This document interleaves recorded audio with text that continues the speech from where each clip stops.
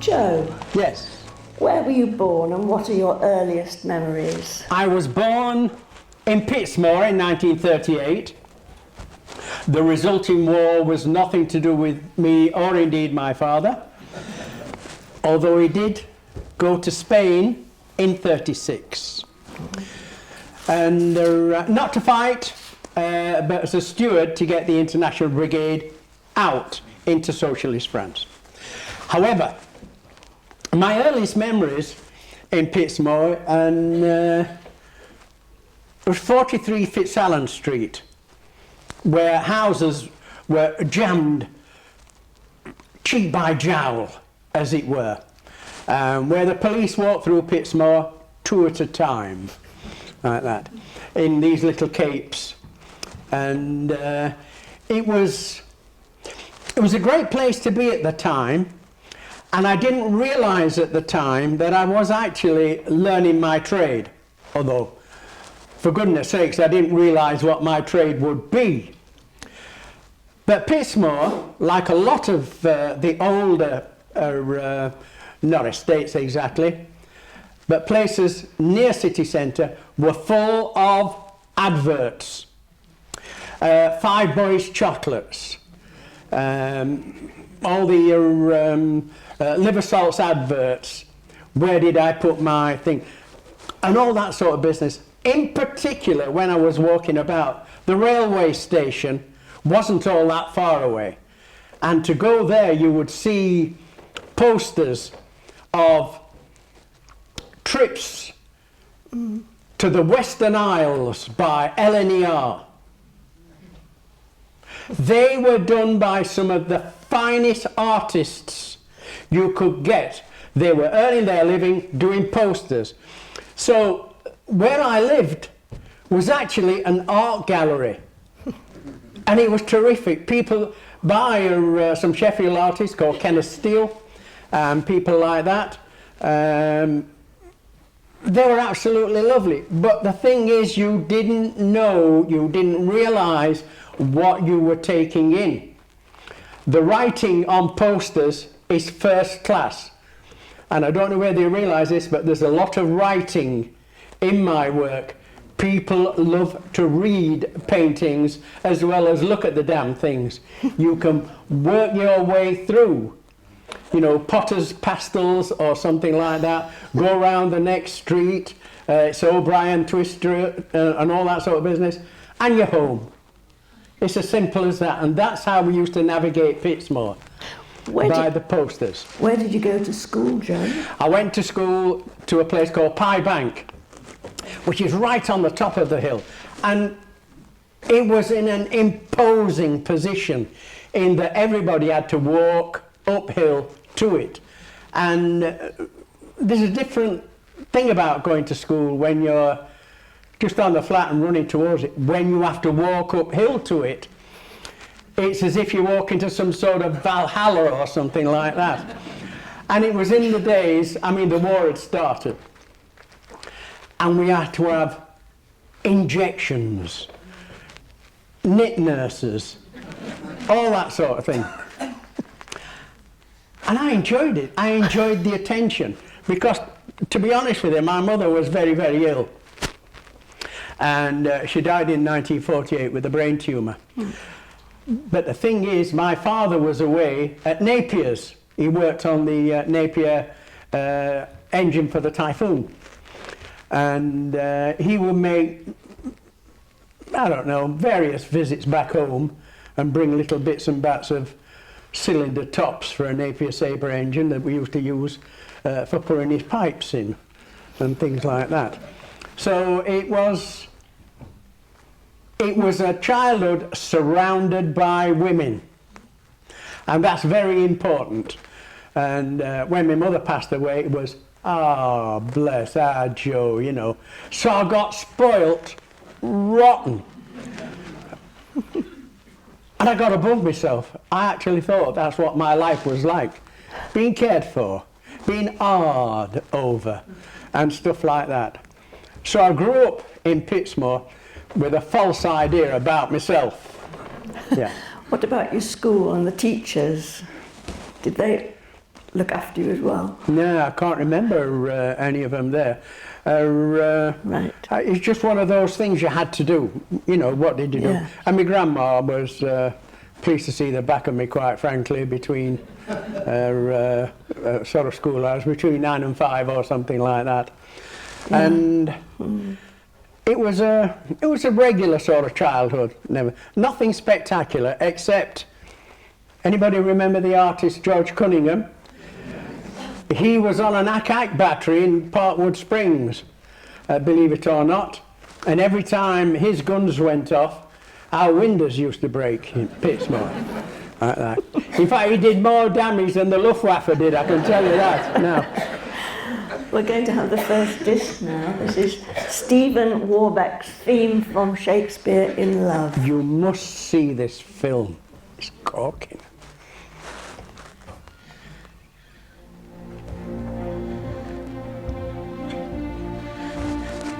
It's moving all the time.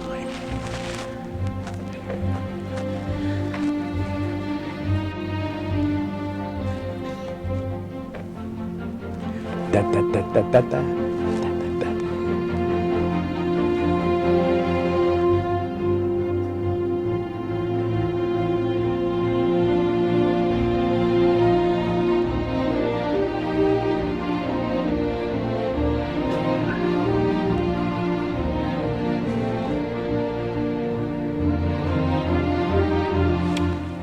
Gwyneth Paltrow dressing up like a man so she could be on the stage.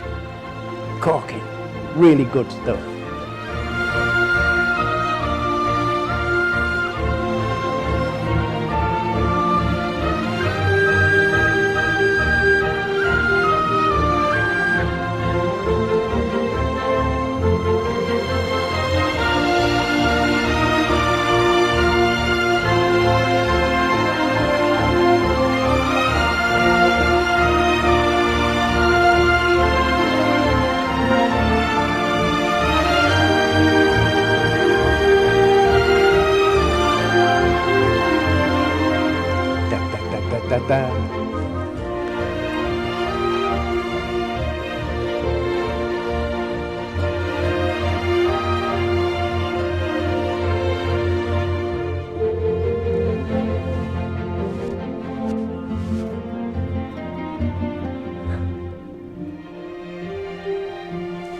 Has anybody seen the film Shakespeare in Love? What do you think to it? Oh, I love it. Okay. Yes. Lovely. Right, so what did you do when you left school, Joe? How old were you when you left school? Well, I was 16, and I have to tell you this, you're not talking to tripe here. I left school with 3 O-levels, one of which is in chemistry. And in the early 1950s, when you leave school with 3 O-levels, one of which is in chemistry, you're destined for one place and one place only, and that is bachelor's peas. I mean, I am 16. I'm not bad looking, like a younger version of, I don't know. Pick any film star you like. Dark curly hair. George Clooney is the man I can. Maurice Chevalier? Not him, he was older. Yeah. But the thing was, I was 16, I was spoilt rotten. I go to a place where women outnumber men 33 to 1. It was bloody paradise. I mean, it really, really was. It was just wonderful. No, I used to, because I was on staff, because I worked in the laboratory, of course. I don't know if I mentioned it, by the way. I have an O-level in chemistry. All right. I will continuously remind you this through the afternoon. And the thing was, nobody mentioned work. I used to wear a white jacket, a lab coat, and walk round, hello, how are you, and all like that. And it must have been 5 months before somebody said, what the bloody hell does he do? You know, does he work? And stuff like that. But I worked with two ladies, Faye and Jean, lovely girls.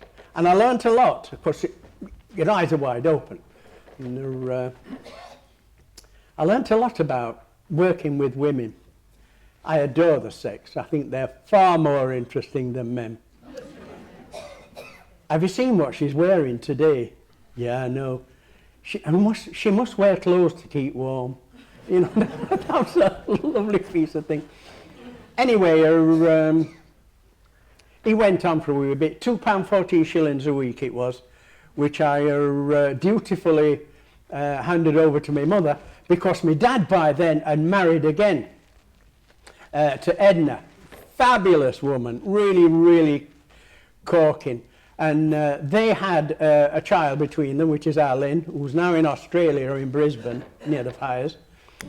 And I thought that was a good excuse in a two-bedroom flat. I think it's about time I left home, because I met this lass. And I thought this would be a good idea to sort of shack up together, you know, and could get away with it. My dad knew exactly what I was after and all like that. So I left in high dudgeon with moral certainty that I was doing the right thing. Turned out to be an absolute disaster. And I hate it when my father said, "Told you so, told you so," and all like that. But one of the things that happened was this girl's father was a shot firer down the pit. And he started talking about £30 a week. Well, of course, I tip up and £2 to my mother, my new mother, and she gave me 14 shillings back. Now, some soft sod went and invented rock and roll.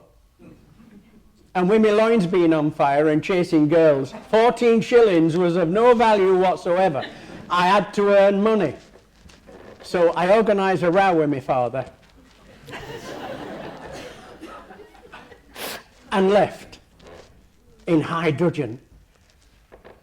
And I went to do my mining training at Barnsley and was then sent to a place where it had an enormous effect on me. It altered my life, and that was Thorpe Esley Colliery. And it was grand. It was absolutely grand. You could get mucky and get paid for it at the same time. But the beauty thing about this is, I mean, I thought a lot about myself, and when I went down the pit first time, I actually went down in a collar and tie. Might not believe it. And I had me toe caps on me boots buffed to silver. So I presented myself in pit bottom down there, 600 feet, bump.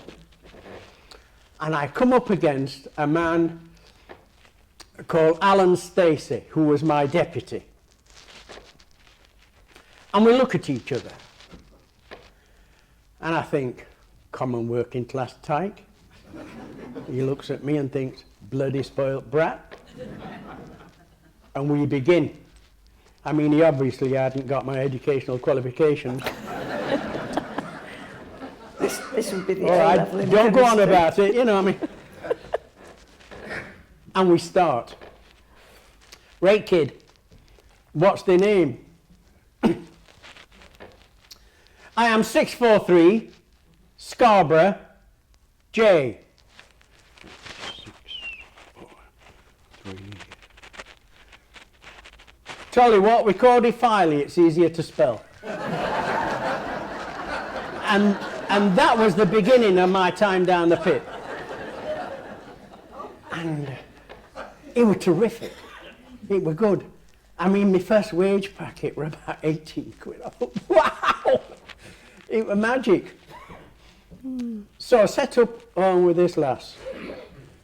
Not the same lass as the other one, this was a new one. And I was given what's commonly known in the trade as a pit father, which is an old man who was about to retire, John Hopkin. And he would sort of more or less show you how to go on and stuff like that. A wonderful, wonderful, wonderful man. And we used to have our snap, which is workman's terms for your sandwiches. In one of the air locks, to stop the air going out from the face, there were two doors, and we would sit in between them. And at the time, I was going to be Yorkshire's greatest maritime painter. So I was looking at a lot of books with ships in them. And one day I am reading tall clipper ships. And he's looking at me. There does a lot of book reading, thee, Joe. Yes, indeed, John, I do. Yes, these are very interesting. He says, I've done some book learning. Oh, really? Once more under breach, dear friends, a fill up oil we are English steered. We did Henry V at school, and that was the speech before Harfleur. I said, that's Shakespeare, John. Ah, I know it is. And what it was, this is the thing. A young girl during the war from the Workers' Educational Association had come and taught the miners there during the war Shakespeare. She'd read it to him. And he'd picked it up. Now, let me tell you, you're all educated folks. There is a poet called Thomas Gray, I think, who wrote a poem called Elegy in a Churchyard, which basically said, this fella could have been a tyrant. That fella could have been a saviour, as he's walking through, looking at stones and all that.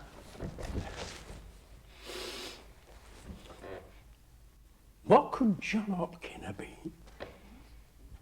Sorry? It were a privilege to listen to this fella. What could he have been if he hadn't to work down pit? And he had an effect on me. Anyway, it all come to an end when a piece fell on me one night. I got 22 stitches in there. And I thought Lord Robins and I must part company. So I left after a nurse rather rudely had stuck a needle up my bum. And I thought that was the height of indignity to finish my mining career off in such appalling state. Don't worry, kid, I've seen it all. I said, I've not seen mine, for God's sake. Joe, I think we'll pause there. Right. Leave us all with the image. And we'll have your second disc, which is Bolero from Hans Lou. I love this.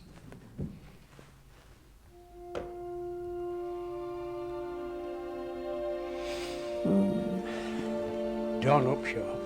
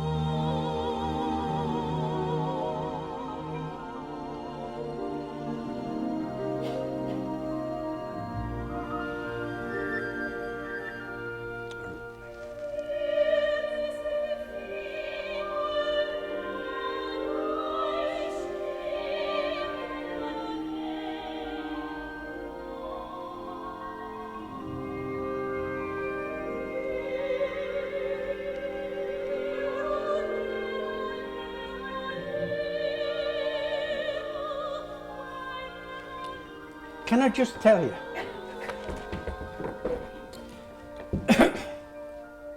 Our Rachel married a lad who was a teacher down at Lower Healy. And he's a Francophile. He adores France. So when they wed and they had a baby, they took me to France to babysit, basically. And I'm looking after her one night, put her to bed, and she spark out. And I got up veranda, and it's one of these places, and you'll have been to one of them, called a jeet, which is a farmhouse that lets out rooms. And I just wandered onto veranda one night, and there's a table laid out, a nice white tablecloth. And there's a fella sat there, there's 2 glasses, there's a bottle of red wine, and 3 candles, all lit, because it's early evening. And it was down near Toulouse, so you could see Pyrenees in background, and snow were pink. Lovely. Anyway, all of a sudden, from out at farmhouse, came this woman with an apron on. And she whipped it off like that and wrapped it round him and proceeded to cut his hair. And I thought it was so beautiful that I couldn't resist. I sketched it. And it was in the exhibition. The farmhouse in the little jeet and all like that. It's like our game. The smallest things turn into something like a picture. And it was in the Auvergne, which is not all that far from Toulouse, where you can see the Pyrenees. Yeah. Brilliant. Lovely. How did you meet your wife, Audrey? Can you tell us about that and your family life? I was at the time short of money. It's an ongoing thing. So I took I think I needed about 140 quid for frames. It's always frames, because you always sell a print with the frame round it. Sorry, painting with the frame round it, so it don't come back. People are loath to bring one back, so I don't like this bloody thing, you know, whatever. Anyway, I got a job in Longley Park for summer, like that. Now, my appearance had altered slightly, in that I had long hair down to my shoulders and a Viva Zapata moustache down there. Hey, listen, I looked cool, believe you me. I thought I was the bee's knees. You put a peak cap on top of that, and you feel like power corrupts. Absolute power corrupts, absolutely. Anyway, I'm walking away, skiving, as per usual, and round this rhododendron bush come this lass. And I fell for her. I got rid of the other one. And I fell for her like that, bang! She was absolutely gorgeous. So I did all the chat, you know. Oh, Cherub, how you doing? And all this sort of business, blah, blah. Oh, what a lovely little dog, and etc. Anyway, we got to meet once or twice, and I asked her out. And she says, "Aye, go on." I said, "So, let's go for a Chinese." Now, the one I chose was right at the bottom of Berries Road, on the corner, just opposite the entrance to the hospital, which, believe it or not, is still there. Yes. It's obviously changed hands a time or two. Anyway, I got dressed up. I put my hair in a ponytail. I thought it was cute, you know. And one of the fellas in Park had given me an overcoat which went right down to my toes. And my mother, Edna, cut it off like a car coat, like that. And she said she broke about 4 or 5 needles trying to sew it up. It was that dense. like that. But the thing is, on the collar, embroidered all the way around, it said, parks, gardens, cemeteries and allotments. You could get into any party in Sheffield wearing that coat. Talk about cool. Anyway, so I wait for her and she comes like that. Oh, God, she looked magic. Oh, Christ, you know. Like that. So we sat and we had a chicken curry and all that sort of business. All like that. And I didn't bill up bit by this, you know, like yeah, have another one of them. Christ almighty, you know. And she pulled her wallet out and she paid in Canadian dollars. I went, wow, I've cracked it. And here's Audrey's story. Her father was one of about 8 kids. And of course, during the recession, he left home from Whitworth Lane in Attercliffe, where police station is now. That's where he come from. And he went over to, worked his passage to America, and to his chagrin, of course, finds out there's a recession there as well. So it's a case of, can you do this? Oh yeah. Can you do that? Oh yeah. You know, can you steeplejack? Oh, no problem. And all that. And slowly but surely, he worked his way across America, doing that sort of thing, until he gets to a place called Billings, Montana, right? By that time, he's on his uppers, and he's in what they call a Hooterville, where it's full of depressed, out-of-work people, didn't know one, but they're making illicit whiskey. And all of a sudden, one night, down this road comes in 2 big Oldsmobiles, about 8 revenue officers, all with Winchesters. And the first thing they do, of course, is kick stills over and all like that. And then they start taking names. You know, what's your name? Albert Wazaleski. Oh, stand over there. What's your name? Albert Purcell. And where are you from? Sheffield. Ah, that'll be Alabama. No, in Yorkshire. Christ almighty, a bloody alien. An alien means paperwork, right? So this revenue officer put his hands on his shoulders, turned him round, and he says, see that star? He says, aye. He says, I want you to follow that for 3 days. He says, why? He says, you'll be in Canada then, and it's not to do with us anymore. And he did. And when he got there, he took 1 or 2 little bits and bats of jobs. But what he did was take a land grant off at CPR, Canadian Pacific Railway. Now, I'm telling you now that Canadian Pacific Railway did not get paid for putting a line across Canada. What they got was something better. They got 100 miles either side of the track, belonged to the CPR. And of course, they were desperate for people to start places off. So they got him a little small holding, which slowly but surely he turned into a small farm and stuff like that, and then started planting wheat. And once he did that, he sent for his long-term girlfriend. She came over, and they had 2 children, one called Josephine and one called Audrey. Anyway, she got cancer and had this desire to come home and be buried in Sheffield. So they packed the farm up and all came home. But what they did was leave all the corn in the silos, which was making money. And she used to go and collect it from cooks every month. Right.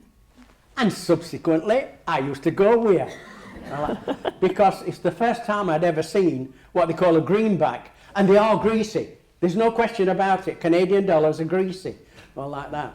So I thought we'd hit it off. And we set up a little home in Langdon Street, 2 up and 2 down, with an off-shore kitchen. And we decided to have children. But I assume we did. because 2 arrived. And then we decided to get married. Kids loved it, you know. They thought it was great. What's all this about? You know, oh, it's nice, it's called a wedding. Who's getting married? Me and your mum. You know. It was lovely, yeah. And you were painting all yes, this I was. time?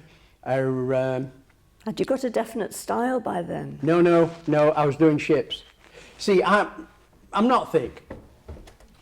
Well, you can tell by my educational qualifications, can't you? I'll not mention it again. But Sheffield is 90 miles from the sea, right? So none of you know aught about ships. So if I copied out, I'm a regular visitor for the library. You must always go to the library if you want out, especially if you want paintings of ships. You'll find my thumb marks all over and like that. Anyway, to be honest with you, they didn't really sell, because I used to hang them on the railings at Entcliffe Park. And I rather liked it there. People are better dressed at that end of town, I'm telling you straight. But they didn't sell, and which were appalling really, because at £9 a time, you know, they weren't bad. So bit by bit. It wasn't that the ships didn't, I was learning how to handle paint. And slowly but surely, I put a little show on in a cafe in High Court called the Attic Cafe. Now this, in the early 1960s, was the place to be. Radio Hallam had just started at the back, and all the dolly birds came in there, no question. So I used to knock a little, I used to execute a small work and pop it in there. While I was working at home, Audrey used to sit there and we'd meet up and bring kids from school. All like that. And I did this little sketch one day of a fellow walking down a General, and somebody said, "That's my uncle." And it clicked. If people can recognise my people who don't have faces, then I reckon I must have been onto a good thing. So I started doing far more of these figures. Now let me tell you, I still can't do faces. Basically because I can't do faces. Right. So what you get is a 4-inch figure with an orange bucket on top. Only women have hair. Because the thing about women's hair is, it's terrific. Men put a cap on, and that's all they do. Women, it's either up, it's the side, it's round, it covers your face, it doesn't. They are terrific. And especially with blonde women, you can use Naples yellow. Naples yellow is sunshine in a tube. It's great, like that. So bit by bit you are developing a small style with a small cast of characters. And because it's a cast of characters, it's not the rules of art take over, it's the rules of show business.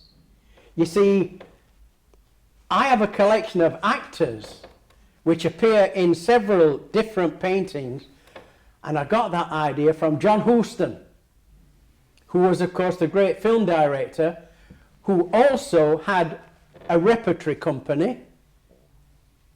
John Wayne, Victor McLagan, Maureen O'Hara, and they used to shoot these films in 3 weeks. Where are we going next, boss?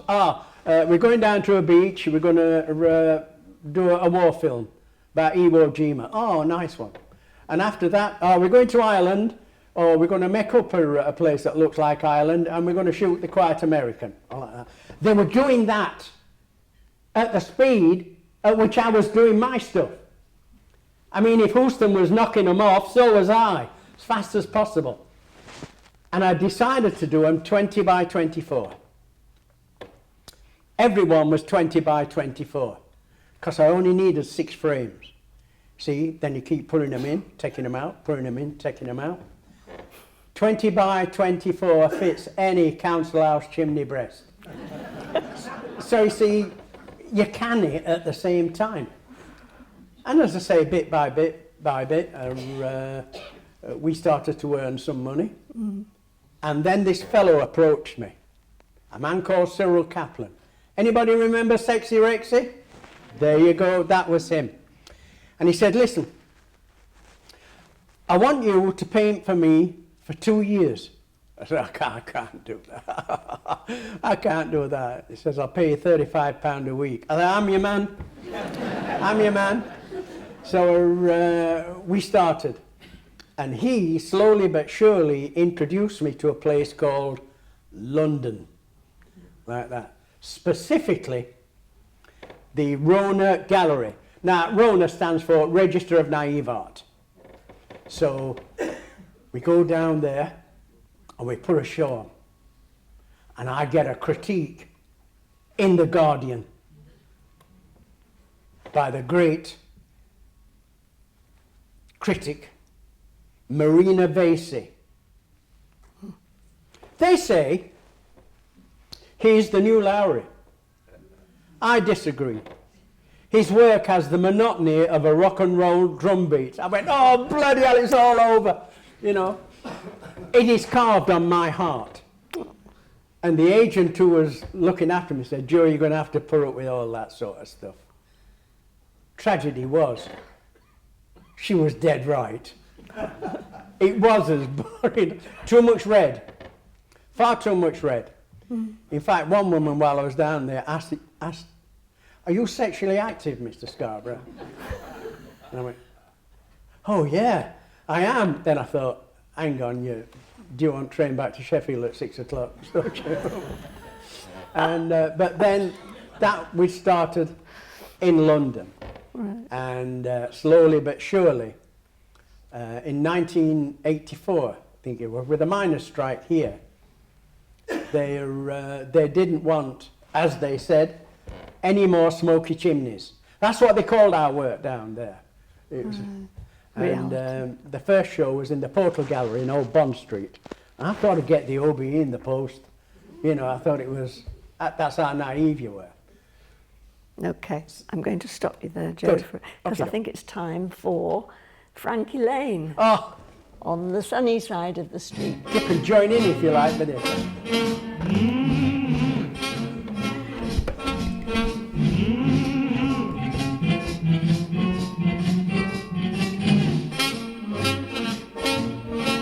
Grab your coat and get your hat.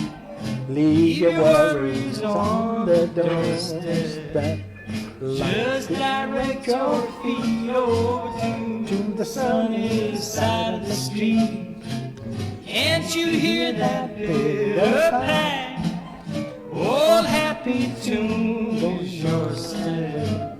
Life can be oh so sweet on the sunny side of the street. All together now. Walk In around the the shade with all those blues on parade.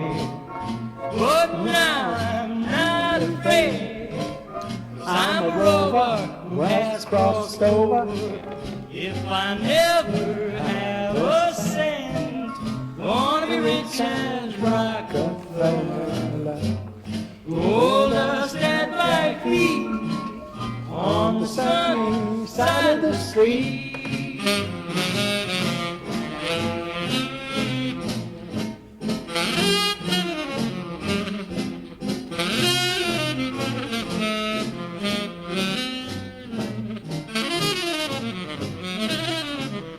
Yep.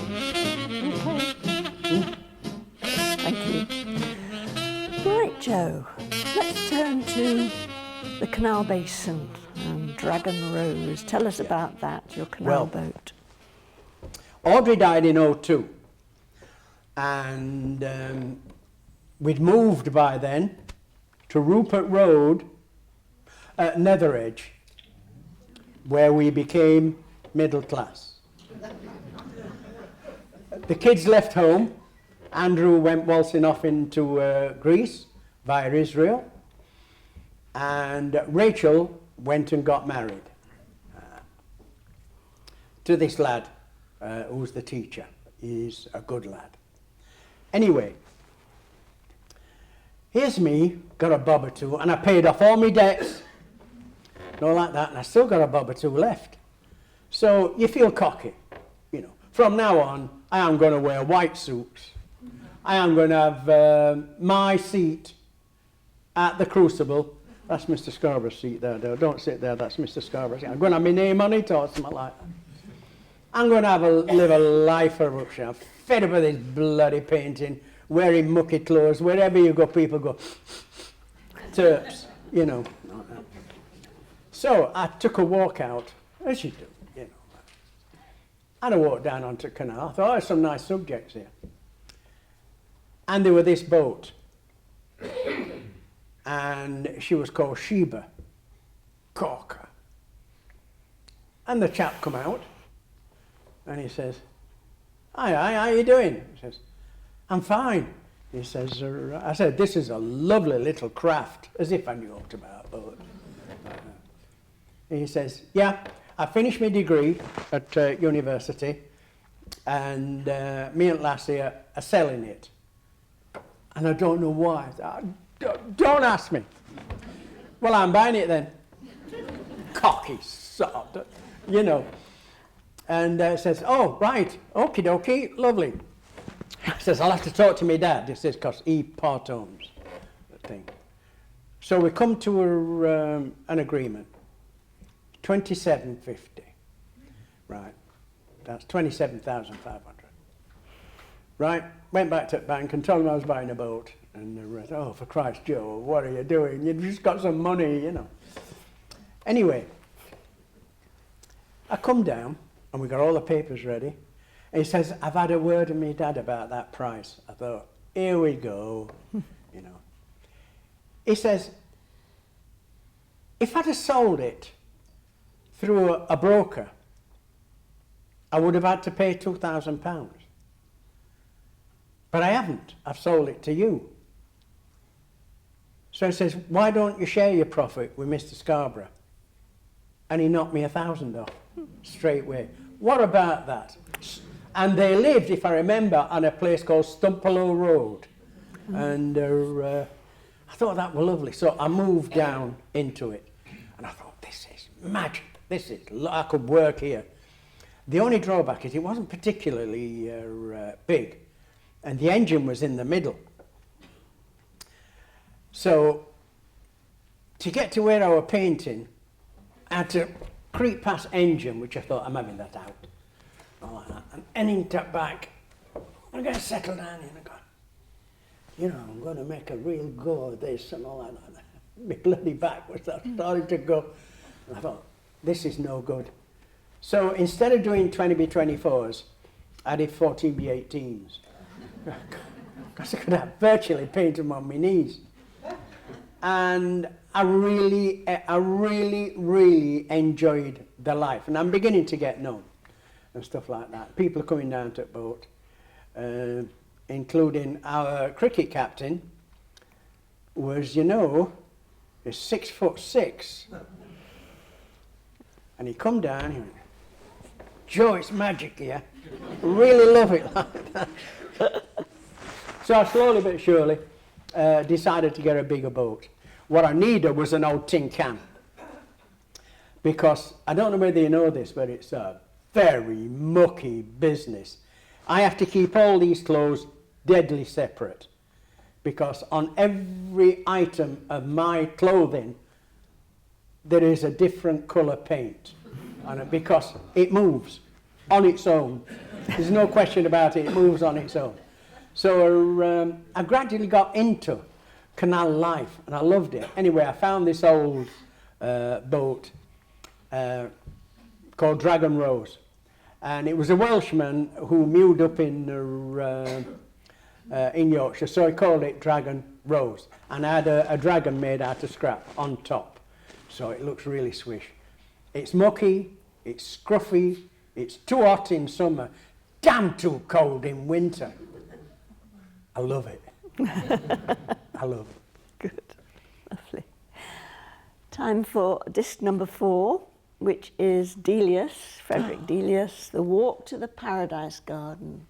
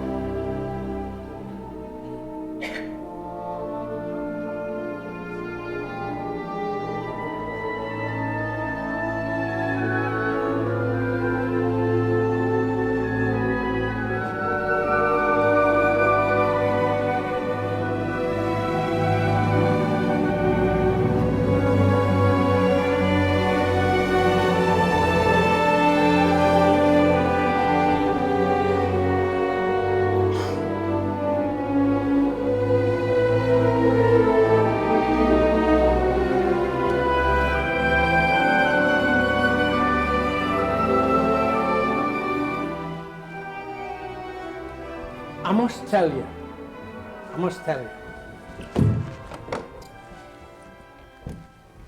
a lot of life is things melding together at a certain time. You don't realise they're happening. I got a job, like always. I was always a bit short of money. I'm fed up of being short of money. And I got a job as the cinema doorman at the Odeon. Peak cap and all that sort of business. And one of the usherettes came up one day and said, "That does a bit of painting." I said, "Yep, I do." And she gave me one of these brand new things called a Sunday supplement, right? They'd just come out. Which said, if you go to London and put your works on Green Park railings, there's good money to be earned. So I went to see Mrs. Ibbard and borrowed some money off her and bought 6 20x24 canvases. And went to the library, got a book on clipper ships and knocked off 6. Brilliant. So I borrowed some more money from, I can't remember what it were, about £3.16. And it was return fare to London.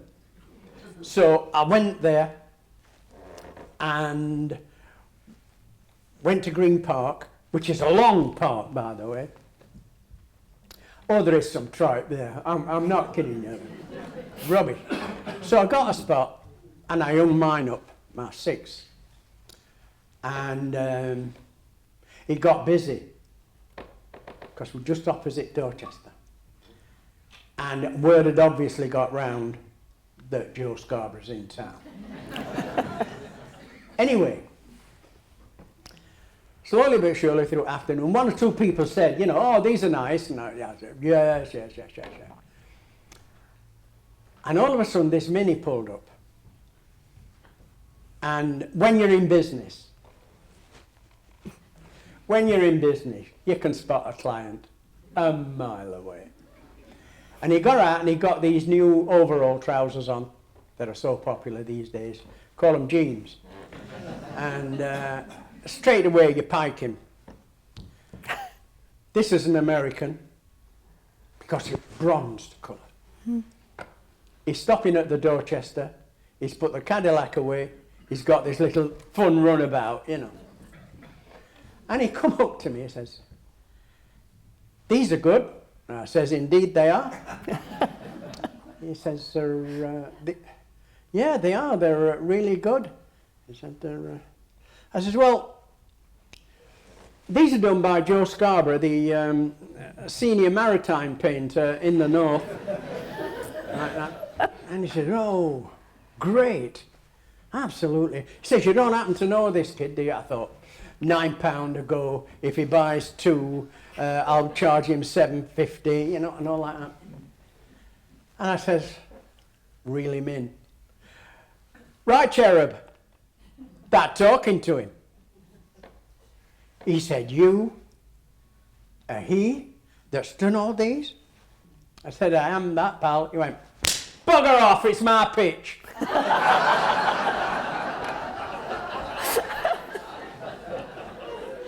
And he threw them all over. I went into Green Park. Now, I don't know whether you know Green Park a lot. About 3 miles that way, turn around and come back. Picked him up, told him exactly what I thought on him. Mind you, there's a 12-foot set of railings in between us, you know. So I was living at Uncle Alf's at the time, one of them periods in my life when you're living somewhere else. And I said, "How did you go on?" He said, how did you go on?" I said, "They weren't ready for me, Alf." He says, "No, I can see by the ear oil." He said, which by that time it's like. I said, he says, "What you need is a show." I said, "They call them exhibitions, Alf." You know. He says, "I could get thee one." "Where?" He says, "Well, they've been messing about, yeah. I've been made concert secretary of Medill Working Men's Club." "All right, good. Fix us a date up, you know, and good." So they fixed me up 15th of September. Right, 15th of September. Battle of Britain Day. Well, it's obvious, isn't it? What people want are scenes of aerial combat, you know, Messerschmitts, Spitfires, and all like that. So I knocked off 6 studies of aerial combat, all 20x24, like that. Fabulous value for money. You turn them round, there's a clipper ship on the other side. So I put them up like that. Now I thought I was going out main concert room. No. There's a corridor outside where kids could go in, eat the crisps and all that sort of business, and the pop. And I got that. They were just kids. As that on these, mister, I have, yeah, very rubbish, aren't they? You know, I hate kids. Apart from you. And so I decided, because it was 60s, to have a happening. Remember them, we used to have happenings. Things used to just spontaneously. Yes. So I got a book, and I read it aloud, a chapter a night, and it was Cider with Rosie. I had that place packed on Friday night by parents coming in, listening to stories. The penny dropped. My aeroplanes are like knitted toys. My ships would never go to sea in the seas that I paint. Like that. So I started painting stories. I'd read that book, and it was in my mind all the time. A fortnight later, I hear that piece of music, and the whole bloody thing dropped together. People love stories. Then tell stories. Right, so I've got to cast the characters together. No faces, but everybody wore a uniform. I have a tart supreme called Myra Sissons. She's always in pink. 2-piece, hair up top, grey, big clumpy high heels like Minnie Mouse, you know. She's my femme fatale. And of course she needs a fella to knock about with. He always wears a yellow waistcoat with a green shirt. That's Tony Capstick. Everybody knows. And bit by bit we started building stories together. We told stories about second-hand car dealerships that were a bit bent. All right, people like things that are just a little bit left field. And those 2 pieces of music, the piece of music, not only Brig Fair, but Walk to a Paradise Garden, which is the Romeo and Juliet story anyway. Put them both together, and that's where I've been since that time, telling stories. It worked. It worked, which is why I'm rich. Joe, you've entertained us for nearly an hour, and it's been lovely. Oh, good. Time for your last disc, and perhaps while we're playing the music, we could get 3 raffle tickets out of the bag ready. Oh, right. So your final 5th disc is Bob Hope, Thanks for the Memory. Yeah.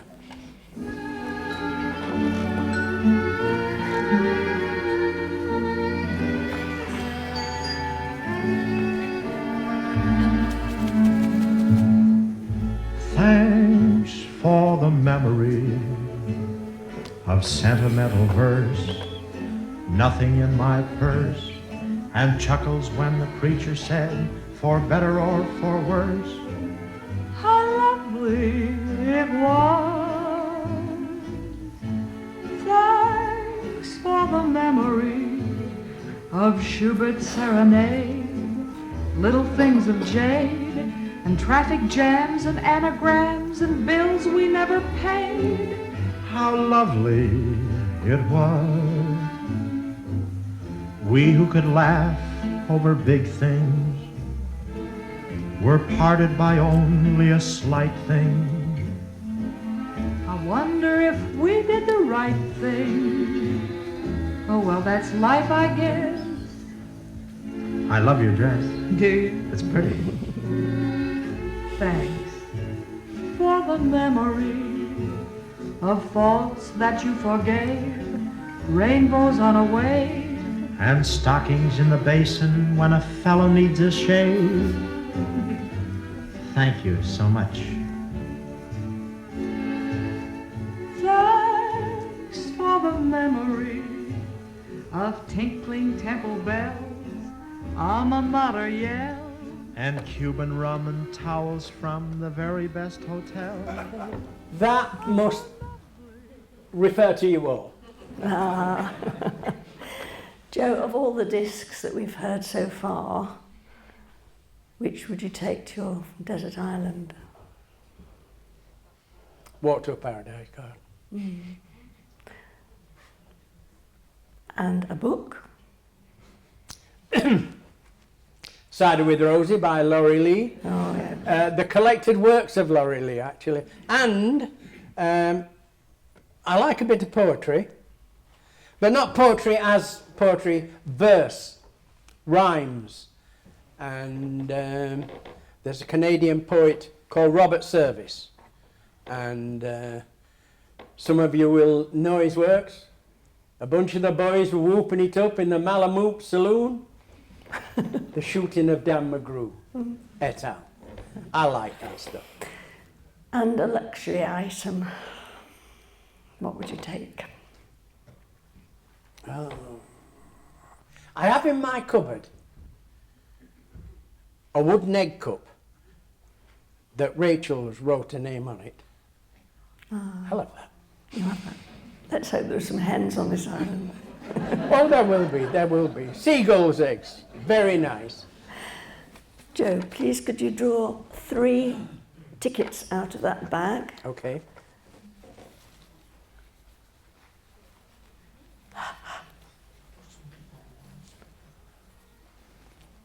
That's 1. All right. Number 126. Is that mine? Oh. Get it right. 98.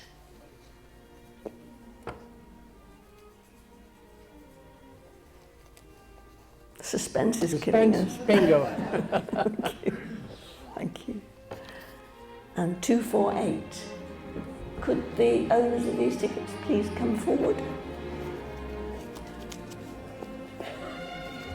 There we go. There you go. Thank you very much. And which of the... Okay. That's what you've won. 126 and 248 are the other.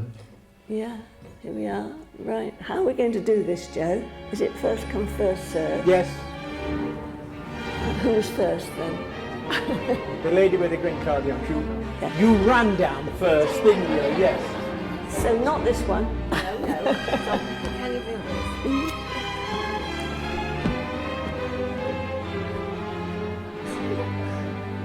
Aren't they just? You seem to have lost one.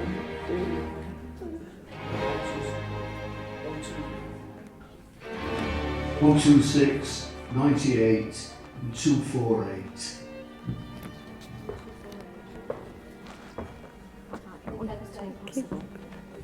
That one? Yep, lovely. You take that one then. Oh, the Union? Yeah. My favourite pub. But I thought I'd do it without figures in. Because you can just hear Beryl in the background. Yeah, and it gets stolen every so often by the students. And they've chained it up now, it's still there. Our pleasure, believe you me. Sorry, what number are you? We've got 248. 98. And you are? 246. Just 126. 126. I think we're going to have to draw again. Right. My pleasure, believe you me. Okay, mind the step.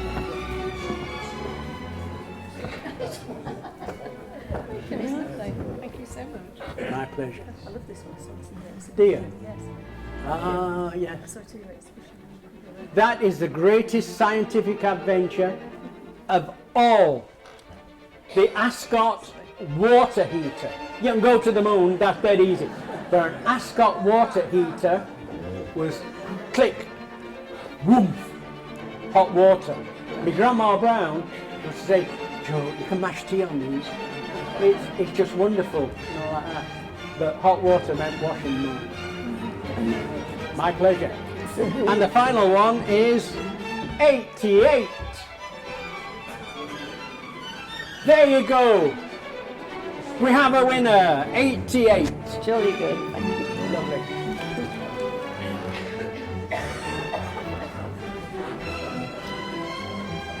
Now there's been a change in the prize. It's me cooking for you for a week. All right. Approve it. Thank you very much. There we are. That picture My is pleasure. yours. Right. Good.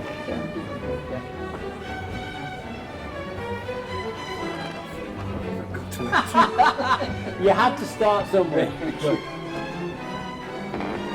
Well, my thanks to Joe, and I hope our thanks to Joe for a very entertaining hour.